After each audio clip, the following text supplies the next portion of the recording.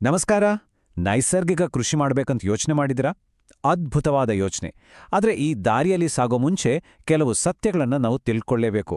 ಯಾಕಂದ್ರೆ ನಾವಿವತ್ತು ಮಾತಾಡ್ಲಿರುವ ಈ 10 ವಿಷಯಗಳು ಗೊತ್ತಿಲ್ಲ ಅಂದ್ರೆ ಈ ಪ್ರಯಾಣವನ್ನ ಅರ್ಧದಲ್ಲೇ ಕೈಬಿಡೋ ಸಾಧ್ಯತೆ ತುಂಬಾನೇ ಜಾಸ್ತಿ. ಬನ್ನಿ, ಹಾಗಾದ್ರೆ ಆ ಪ್ರಮುಖ ಸತ್ಯಗಳು ಏನು ಅಂತ ಒಂದೊಂದಾಗಿ ನೋಡೋಣ. ನಂಬೋಕೆ ಕಷ್ಟ ಆದ್ರೂ ಇದು ಸತ್ಯ. ನೈಸರ್ಗಿಕ ಕೃಷಿ ಶುರು ಮಾಡೋ 10 ಜನದಲ್ಲಿ 9 ಜನ ಅದನ್ನ ಮಧ್ಯದಲ್ಲೇ ಬಿಟ್ಬಿಡ್ತಾರೆ. ಇದು ನಿಜಕ್ಕೂ ಕಠೋರವಾದ ವಾಸ್ತವ. ಆದ್ರೆ ಯಾಕೆ ಹೀಗಾಗುತ್ತೆ? ನೋಡಿ, ಇದೇ ಪ್ರಶ್ನೆಗೆ ಉತ್ತರ ಹುಡುಕೋದು ಇವತ್ತಿನ ನಮ್ಮ ಈ ಚರ್ಚೆಯ ಮುಖ್ಯ ಉದ್ದೇಶ. ಇದಕ್ಕೆ ದೊಡ್ಡ ಕಾರಣ ಅಂದ್ರೆ ತಪ್ಪು ತಿಳುವಳಿಕೆ ಮತ್ತು ಸರಿಯಾದ ಸಿದ್ಧತೆ ಇಲ್ಲದಿರೋದು. ನಾವು ಮುಂದೆ ನೋಡಿರೋ ಸತ್ಯಗಳು ಇದೇ ಸಮಸ್ಯೆಗೆ ಒಂದು ಪರಿಹಾರ ಕೊಡುತ್ತೆ. ಸರಿ, ಮೊದಲನೇ ಸತ್ಯ ಏನ್ ಗೊತ್ತಾ? ಎಲ್ಲಕ್ಕಿಂತ ಮುಖ್ಯವಾಗಿ ಬೇಕಾಗಿರೋದು ಮನಸ್ಥಿತಿಯ ಬದಲಾವಣೆ.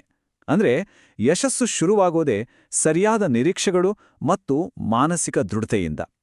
ಇದು ಬರೀ ಒಂದು ಕೃಷಿ ಪದ್ಧತಿಯಷ್ಟೇ ಅಲ್ಲ, ಇದೊಂದು ಸಂಪೂರ್ಣ ಮನಸ್ಥಿತಿಯ ಪರಿವರ್ತನೆ. ಇದು ಎರಡನೇ ಸತ್ಯ. ಜನಸಾಮಾನ್ಯರಲ್ಲಿ ಒಂದು ದೊಡ್ಡ ತಪ್ಪು ಕಲ್ಪನೆ ಇದೆ. ಅದೇನಂದ್ರೆ ನೈಸರ್ಗಿಕ ಕೃಷಿ ಅಂದ್ರೆ ತುಂಬಾ ಸುಲಭ ಅಂತ. ಆದ್ರೆ ವಾಸ್ತವ ಬೇರೇ ಇದೆ. ಇದಕ್ಕೆ ಅಪಾರವಾದ ಶ್ರಮ ಬೇಕು, ತಾಳ್ಮೆ ಬೇಕು, ಮತ್ತೆ ಒಂದು ಶಿಸ್ತುಬದ್ಧ ಜೀವನ ಬೇಕೇ ಬೇಕು. ಮೊದಲ 3ರಿಂದ 6 ತಿಂಗಳು ಬಹುಶಃ ಅಷ್ಟೇನು ಫಲಿತಾಂಶಗಳು ಕಾಣಿಸದೇ ಇರ್ಬೋದು. ಆದ್ರೆ ಒಮ್ಮೆ ಮಣ್ಣು ಜೀವಂತವಾಯ್ತು ಅಂದ್ರೆ ಆಮೇಲೆ ನೋಡಿ, ಪ್ರಕೃತಿಯೇ ನಮ್ ಜೊತೆ ನಿಂತು ಕೆಲಸ ಮಾಡಕ್ ಶುರು ಮಾಡುತ್ತೆ. ಮೂರನೇ ಸತ್ಯ, ಇದು ತುಂಬಾನೇ ಮುಖ್ಯ. ಮೊದಲನೇ ವರ್ಷವನ್ನ ಲಾಭ ಮಾಡೋ ವರ್ಷ ಅಂತ ಅನ್ಕೋಬಾರ್ದು. ಅದಕ್ಕೆ ಬದಲಾಗಿ ಇದೊಂದು ಕಲಿಕೆಯ ವರ್ಷ. ಪ್ರಯೋಗ ಮಾಡೋಕೆ, ಹೊಸದನ್ನ ಕಲಿಯೋಕೆ, ಅನುಭವ ಗಳಿಸೋಕೆ ಅಂತಾನೆ ಮೀಸಲಿಡಬೇಕು.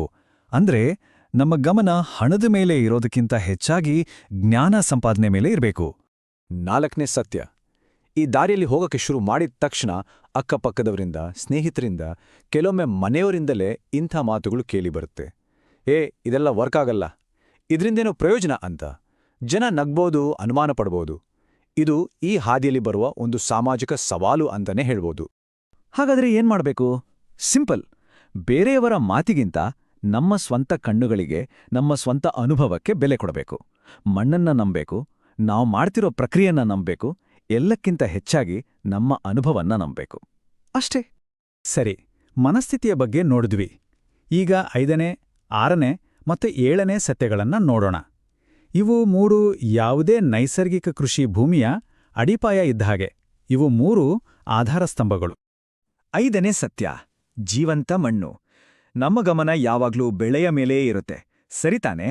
ಆದ್ರೆ ನಾವು ನಿಜವಾಗ್ಲೂ ಗಮನ ಕೊಡ್ಬೇಕಾಗಿರೋದು ಮಣ್ಣಿಗೆ. ಮಣ್ಣು ಜೀವಂತವಾಗಿದ್ರೆ ಬೆಳೆ ತಾನಾಗೇ ಚೆನ್ನಾಗಿ ಬರುತ್ತೆ. ಯಾಕಂದ್ರೆ ಆ ಮಣ್ಣಿನಲ್ಲಿರೋ ಲಕ್ಷಾಂತರ ಸೂಕ್ಷ್ಮ ಜೀವಿಗಳೇ ನಮ್ಮ ಹೊಲದ ನಿಜವಾದ ಕಾರ್ಮಿಕರು. 6ನೇ ಸತ್ಯ, ದೇಶಿ ಹಸು.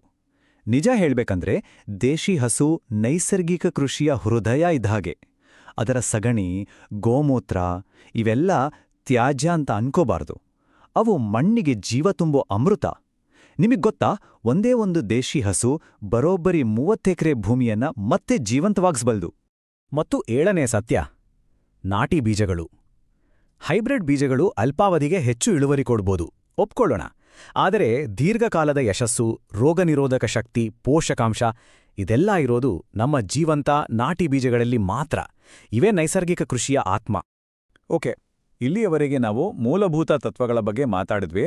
ಈಗ ದೈನಂದಿನ ಅಭ್ಯಾಸದ ಕಡೆಗೆ ಹೋಗೋಣ.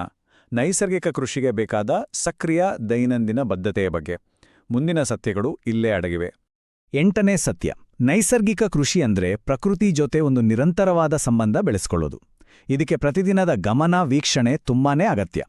ಪ್ರತಿದಿನ ಹೊಲಕ್ಕೆ ಹೋಗಿ ಗಿಡಗಳನ್ನ ನೋಡೋದು, ಮಣ್ಣನ್ನ ಕೈಲಿ ಹಿಡಿದು ನೋಡೋದು, ಬೇರುಗಳು ಹೇಗಿವೆ ಅಂತ ಅರ್ಥ ಮಾಡ್ಕೊಳ್ಳೋದು, ಇದೆಲ್ಲ ನಮ್ಮ ದೈನಂದಿನ ಅಭ್ಯಾಸ ಆಗ್ಬೇಕು. ಇದು ಬರೀ ಕೃಷಿಯಲ್ಲ, ಪ್ರಕೃತಿ ಜೊತೆಗಿನ ಒಂದು ಸ್ನೇಹ. 9ನೇ ಸತ್ಯ, ನೈಸರ್ಗಿಕ ಕೃಷಿಯಲ್ಲಿ ಯಾವುದೇ ಶಾರ್ಟ್ಕಟ್ಗಳಿಲ್ಲ, ಅಡ್ಡದಾರಿಗಳೇ ಇಲ್ಲ. ತಾಳ್ಮೆ, ಶಿಸ್ತು ಇವು ಕಡ್ಡಾಯ. ಅಯ್ಯೋ ತಡ ಆಗ್ತಿದೆ ಅಂತ ರಾಸಾಯನಿಕ ಬಳಸಿದ್ರೆ ಮಣ್ಣು ತಕ್ಷಣ ಅದಕ್ಕೆ ಪ್ರತಿಕ್ರಿಯಿಸುತ್ತೆ. ಮತ್ತೆ ನಾವು ಮೊದಲಿಂದ ಶುರು ಮಾಡಬೇಕಾಗತ್ತೆ. ಸೊ ಶಾರ್ಟ್ಕಟ್ಗಳೇ ಇಲ್ಲ. ಒಂದು ಬೆಳೆ ವಿಫಲವಾಯಿತು ಅಂತ ನಿಲ್ಲಿಸ್ಬಿಡೋದಲ್ಲ. ಪ್ರಕೃತಿ ಆಗಾಗ ನಮ್ಮ ಬದ್ಧತೆಯನ್ನ ಪರೀಕ್ಷೆ ಮಾಡುತ್ತೆ. ಒಂದು ವಿಷಯ ನೆನಪಲ್ಲಿಡಬೇಕು, ಯಶಸ್ಸು ಅನ್ನೋದು ನಿರಂತರವಾಗಿ ಪ್ರಯತ್ನ ಮಾಡೋರ್ಗೆ ಮಾತ್ರ ಸಿಗೋದು. ವೈಫಲ್ಯ ಅನ್ನೋದು ಈ ಪ್ರಕ್ರಿಯೆಯ ಒಂದು ಭಾಗ ಅಷ್ಟೇ. ಇಲ್ಲಿಯವರೆಗೂ ನಾವು ಕೃಷಿ ಪದ್ಧತಿ, ಶಿಸ್ತು, ತತ್ವಗಳು ಹೀಗೆಲ್ಲ ಮಾತಾಡ್ದ್ವಿ. ಆದ್ರೆ ಅಂತಿಮ 10ನೇ ಸತ್ಯ ಇದಕ್ಕಿಂತಲೂ ಮಿಗಿಲಾದದು. ಈ ತತ್ವಶಾಸ್ತ್ರವನ್ನ ಅಳವಡಿಸ್ಕೊಳ್ಳೋದು ಅಂದ್ರೆ ಇಡೀ ಜೀವನವನ್ನೇ ಬದಲಾಯಿಸ್ಕೊಂಡ ಹಾಗೆ.